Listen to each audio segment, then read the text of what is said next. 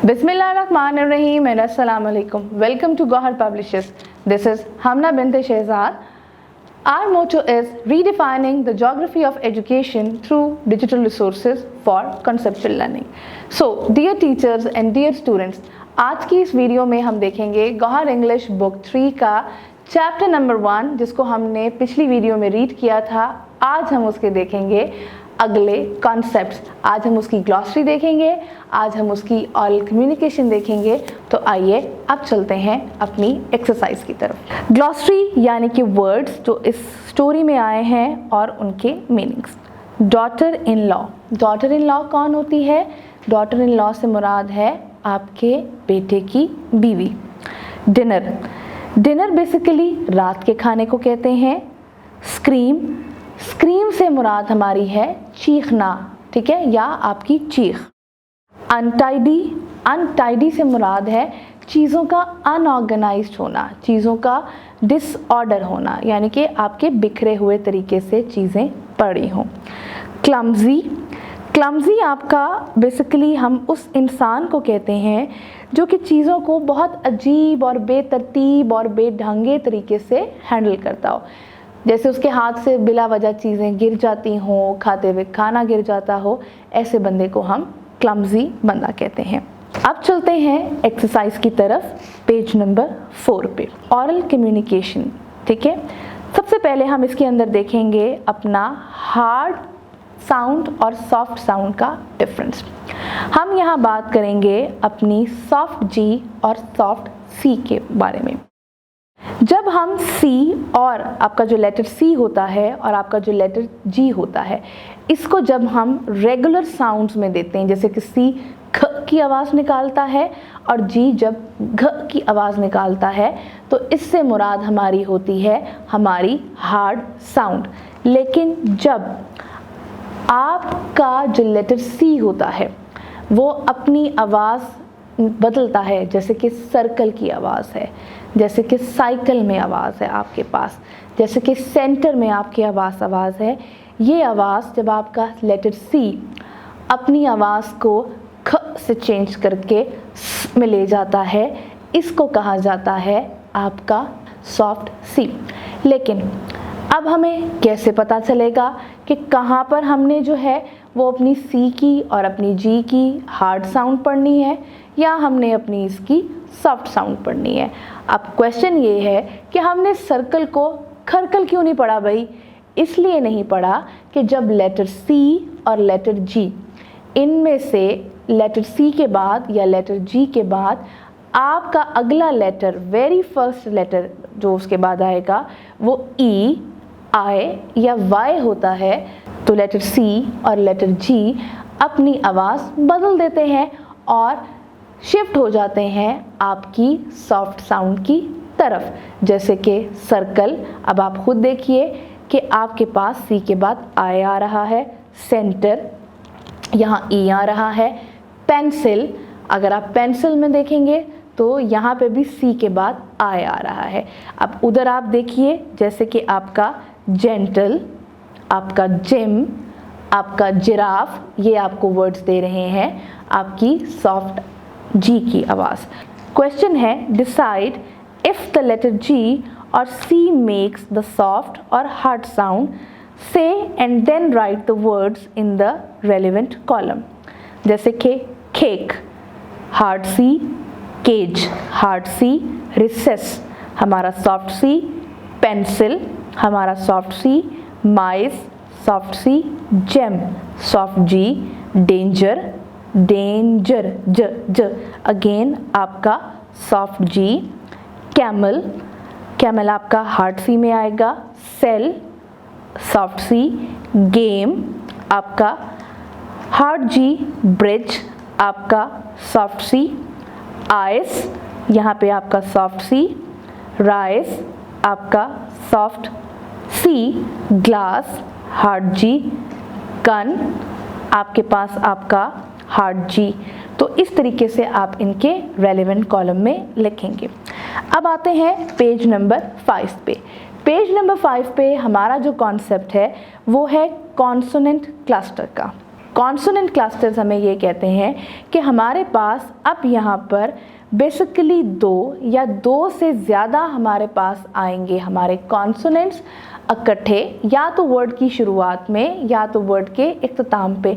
लेकिन जब ये इकट्ठे आएंगे तो इनके दरमियान कोई भी वाउल इस्तेमाल नहीं होगा और आपके पास जो ये वर्ड इस्तेमाल हो रहे होंगे इनमें जो आपके लेटर्स हैं कॉन्सोनेंट के, इनकी अलग-अलग साउंड भी ली जाएगी। जैसे कि स्टैग, स्टैग, अगर आप इस वर्ड को देखो तो आपको स की अलग साउंड आ रही है, ठ की अलग साउंड हो रही है।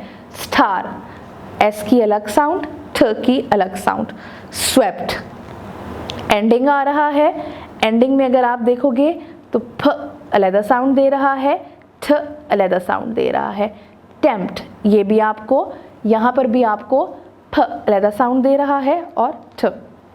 अब पेज 5 पे क्वेश्चन बी कहता है right the words with the similar consonant cluster in the relevant column.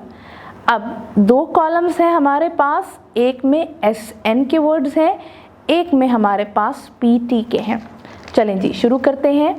Abrupt, P T, crept, P T, snake, S N, snail, S N, sneeze, S N, except, P T, snow, S N, script, P T, except, P T, sniff, S N वाले column में, adopt, P T वाले column में, snap, again आपका जाएगा S N वाले column में। अब चलते हैं अपने पेज नंबर 6 के ऊपर। पेज नंबर 6 पे हम देखेंगे read and role play the given dialogue to express gratitude. यहाँ से हमारी मुराद ये है कि मैंने आपको पहले भी बताया था कि जो हमारे पास कम्युनिकेशन आएगी उसको हम रोल प्ले करेंगे। यहाँ पर आप अपनी क्लास में से दो स्टूडेंट्स को लेंगी, एक बच्चे को आप बनाएंगी फादर और एक बच्चे को बनाएंगी आप सन। फादर वाला फादर के सेंटेंसेस को बोलेगा और सन वाला सन के। ये दो बच्चे होंगे, रोल प्ले होगा और आप अपनी क्लास में ये एक्सरसाइज रिपीट भी करवा सकती हैं। Father, take an umbrella with you, it's raining outside. Son, sure, I'll take one. Father, I have purchased new books for you, son. Son, thanks a lot, daddy. Reading and critical thinking. तो आइए अब चलते हैं अपनी exercise की तरफ। Reading and critical thinking, इसमें सबसे पहले हम देखेंगे डायग्राफ्स एंड ट्राइग्राफ्स। डायग्राफ मीन जब दो कॉन्सोनेंट लेटर्स इकट्ठे आए और एक साउंड बनाए। जैसे कि आपके पास PH जब इकट्ठा आता है तो वो साउंड बनाता है की। इसी तरीके से SH इकट्ठा आएगा तो वो साउंड बनाएगी श की। CH इकट्ठा आएगा तो वो आपकी साउंड बनाएगा च की। ट्राइग्राफ, ट्राइग्राफ में आपके 3 लेटर्स मेक्स 1 साउंड, ठीक है, 3 लेटर्स मेक 1 साउंड। यहाँ पे ये शर्त नहीं है कि तीनों लेटर्स आपके कॉन्सोनेंट होने चाहिए। यहाँ पे आपका कोई कॉन्सोनेंट भी हो सकता है, कोई डायग्राफ भी हो, कोई कॉन्सोनेंट भी हो सकता है और कोई आपका वाउल भी हो सकता है। जैसे कि IGH जब आपका तीनों इकट्ठे आते हैं तो ये एक साउंड बनाएंगे I की। जब आपका TCH इकट्ठा आएगा तो ये आपकी साउंड बनाएगा च की। इसी तरीके से आपका IDG जब इकट्ठा आएगा तो वो आपकी साउंड बनाएगा H की। आइए अब चलते हैं क्वेश्चन नंबर 1 पेज नंबर 6 पे। Read and circle the digraph and trigraph in the initial, middle and final position. यानी कि अब जो वर्ड्स हमें नीचे दिखाए जाएंगे और जो आपको स्क्रीन पे नज़र आ रहे हैं, हमने इन वर्ड्स को अब सर्कल करना है। जैसे कि एग्जाम्पल में नज़र आ रहा है, कहीं मिडल में आ रहे होंगे, कहीं एंड में आ रहे होंगे और कहीं स्टार्ट में। तो आइए देखते हैं। शिप, यहाँ पे इनिशियल में सर्कल होगा। Fish, ending. साय, यहाँ जो IGH है हमारा, इसको हम सर्कल करेंगे। ब्रिज, ये आपके सेंटर में IDG सर्कल होगा। एज, एज, ठीक है, यहाँ पे आपका DGE सर्कल होगा। ब्रश, ये आपका SH सर्कल होगा। Phone, PH। चेयर, यहाँ पर आपका सर्कल होगा च और साथ ही आपका एयर भी सर्कल हो जाएगा, एयर भी आपका ट्राइग्राफ है। हाइट, हाइट में आपका IGH। ग्रज, ग्रज में आप इसको देखोगे, ग्रज ये आपका DGE सर्कल होगा। स्लो, OW आपका यहाँ पे सर्कल होगा। ब्राइट, ब्राइट में आप इसको देखेंगे तो आपका IGH, हाईएस्ट में IGH, टाइट में IGH। टफ, टफ, टफ में हमारा क्या सर्कल होगा, टफ में हमारा UGH सर्कल होगा। कैच, कैच में हमारा TCH, catch. Question number B जो कि हमारा पेज नंबर 7 पे है, ये बहुत इंटरेस्टिंग क्वेश्चन है। इसमें हमारा SLO इस्तेमाल होगा कि आपने मैप को स्कैन करना है। ये जो आपको एक पिक्चर स्क्रीन पे नज़र आ रही है, ये है बेसिकली आपका मैप।